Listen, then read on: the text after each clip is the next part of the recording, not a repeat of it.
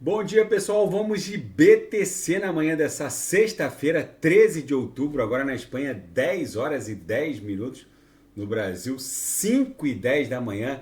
Gente, eu tô no 6 horas ancorado pela banda de VWAP mensal. Como eu reportei na última análise de ontem, esse movimento incomum da BTC de querer escapulir para baixo da Lauer aqui na banda de VWAP mensal e insistir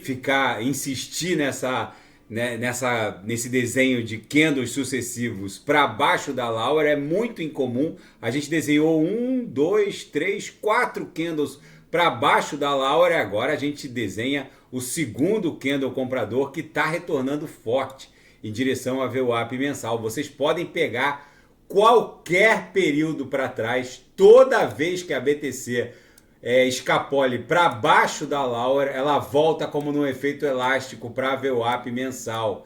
Vocês podem pegar qualquer período para trás, a única vez em que a BTC escapuliu para baixo da Lauer e não voltou para a VWAP mensal foi no evento pandêmico, mas ali foi um ponto muitíssimo fora da curva. Nos outros time frames aqui e ancorados nos outros indicadores, agora eu estou no 4 horas ancorado pela banda de VWAP semanal, a gente está voando em direção ao centro gravitacional aqui da banda de VWAP semanal. Tem a intercorrência, a resistência da própria VWAP semanal que baixou para 27.300, aqui vai formar um pullback, mas depois de estressar essa região de extrema sobrevenda, é muitíssimo provável que a gente volte a estressar essa região de extrema sobrecompra. Então é para lá que a gente está indo e guarda coerência com a nossa análise ali na VWAP mensal dos 6 horas. É bem provável que a BTC busque um patamar ali próximo de 28 mil. Aqui no diário, agora a gente começou a desenhar uma sequência de fundos ascendentes.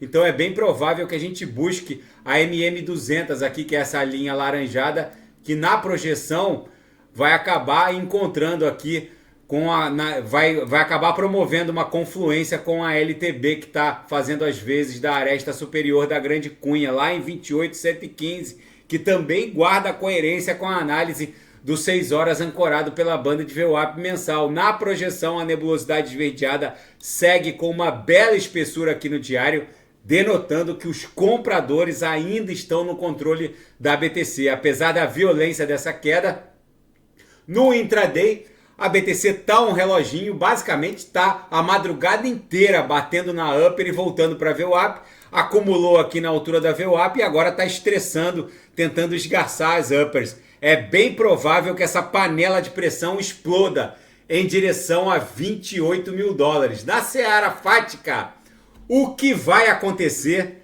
se a SEC não apelar da decisão judicial que garantiu a Grayscale o lançamento a conversão da Bitcoin ETF Trust da Grayscale num ETF de BTC à vista? O que aconteceu?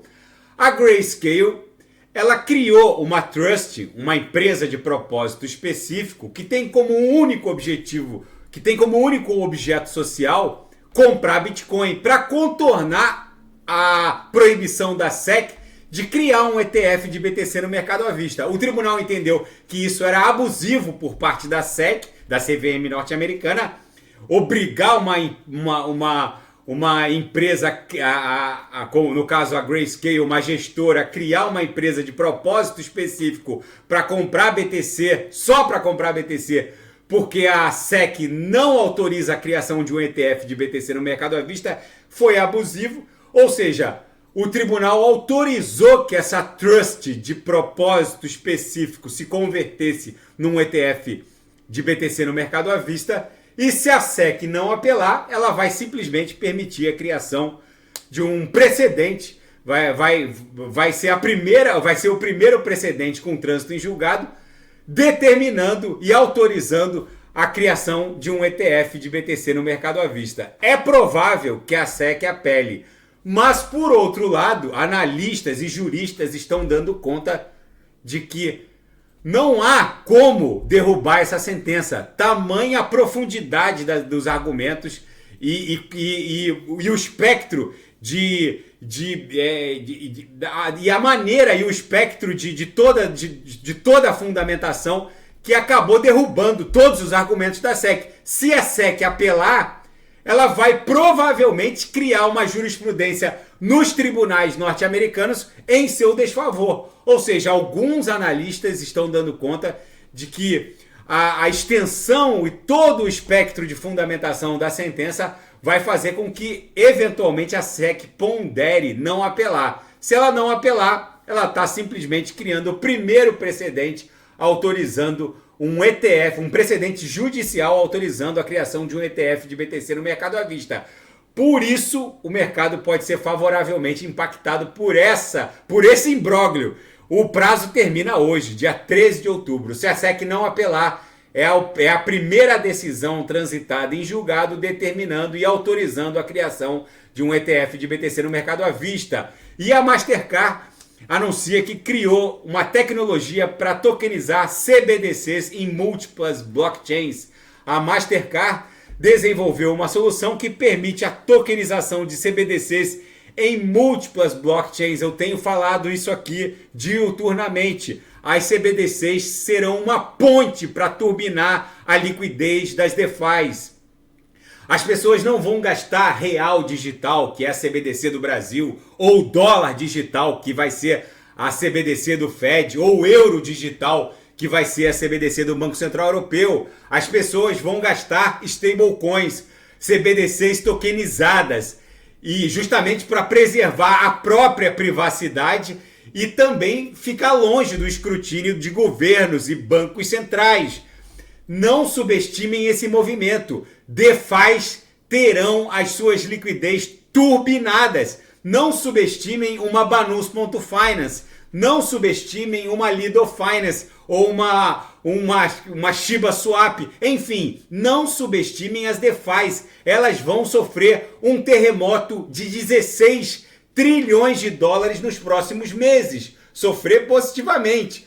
E o Comitê de Supervisão Econômica e Financeira da Câmara dos Deputados Federais norte-americana emitiu um alerta severo contra Gary Gensler, ameaçando até com uma ação disciplinar que pode destituí-lo do cargo de presidente da SEC se ele não cooperar com o comitê. A acusação é de sonegação de informações e demora na prestação das informações. Ou seja, o Gary Gensler agora está sob pressão do comitê da Câmara por não colaborar com as investigações sobre o sistema financeiro e o setor financeiro norte-americano e inclusive criar percalços nessas investigações, principalmente quanto à demora na entrega das acusações e inclusive acusação de obstrução quanto a essa atividade de supervisão. Vamos ver. Na seara geopolítica e finanças internacionais, o acordo de 69 bilhões de dólares da Microsoft com a Activision Blizzard, que permitiu a aquisição da Activision Blizzard pela Microsoft, é aprovado pelo regulador do Reino Unido. Depois que um tribunal norte-americano avalizou a operação, agora o Reino Unido também avalizou e aceitou essa aquisição. Isso vai impactar de forma brutal o metaverso. Vem aí uma nova era para o metaverso que, com essa aquisição, a Microsoft agora, com certeza, vai liderar essa indústria, já que o metaverso é a próxima fronteira em termos de circulação de dados e riquezas. E outra, isso vai impactar positivamente também o mundo cripto. E ainda na seara geopolítica, Israel, as forças armadas de Israel conclama os civis a evacuarem a cidade de Gaza, porque vai haver uma incursão terrestre nas próximas horas. Israel apela para a evacuação de todos os civis na cidade de Gaza e que afastem essas pessoas dali, porque vai haver uma grande operação terrestre nas próximas horas. Já não há eletricidade, já não há combustível chegando em Gaza, alimentos também não chegam mais em Gaza, não tem mais água e agora a única coisa que Israel oferta aos civis da faixa de Gaza é um corredor humanitário, não para o Egito, mas para cima, né? eventualmente para o Líbano, porque o Egito também não aceita os moradores de Gaza. Vamos ver como isso vai se desdobrar. Está muito complicada a situação em Gaza. Israel divulgou imagens de crianças assassinadas para reunir apoio internacional a essa mega operação terrestre que promete dizimar o Hamas da faixa de Gaza. Vamos ver como isso vai se desdobrar. E uma reportagem na Zero Hedge muitíssimo interessante, escrita por economistas da Old School, que agora concordam com o bilionário Paul Tudor Jones, no sentido de que o mundo queria um dinheiro nativo na internet e agora tem. E acaba concluindo que a sinuca de bico em que o sistema financeiro global se meteu não dá opções a não ser a Bitcoin. A Bitcoin passa a ser uma opção por absoluta falta de opção. Olha só que bizarrice. Economistas escreveram esse artigo, e 2 economistas aqui da Zero Hedge, e eles acabam concordando com o Paul Tudor Jones, que gosta de ouro e Bitcoin. É um momento realmente desafiador para as finanças e para a geopolítica global.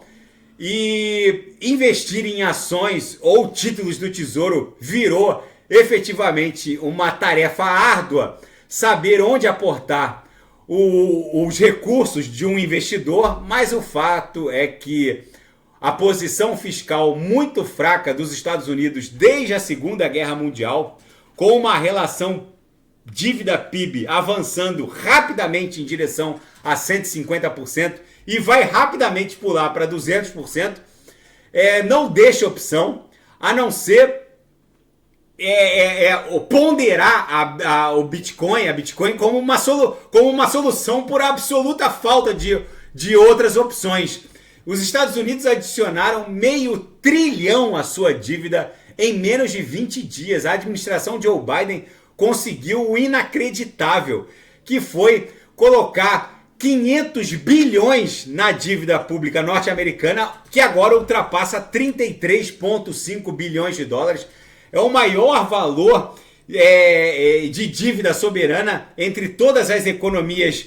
É o maior valor da história, né? E nunca, mesmo que a gente reunisse todas as economias globais, nunca se pensou num acréscimo de dívida soberana nesse patamar em tão pouco tempo. Seria o fim do jogo? Ou a Bitcoin é a solução? Enfim, fica para o escrutínio dos senhores. O fato é que a BTC, depois de escapulir por um bom tempo aqui para baixo da Lower, num movimento muitíssimo incomum, agora parece que está voltando rapidamente em direção ao VWAP mensal, que está lá em 27.700, 27.600. Daqui a pouco eu volto com ADA, Polkadot, Atom, XRP, e quem quiser sugerir alguma análise é só colocar nas mensagens abaixo. Até daqui a pouco, grande abraço.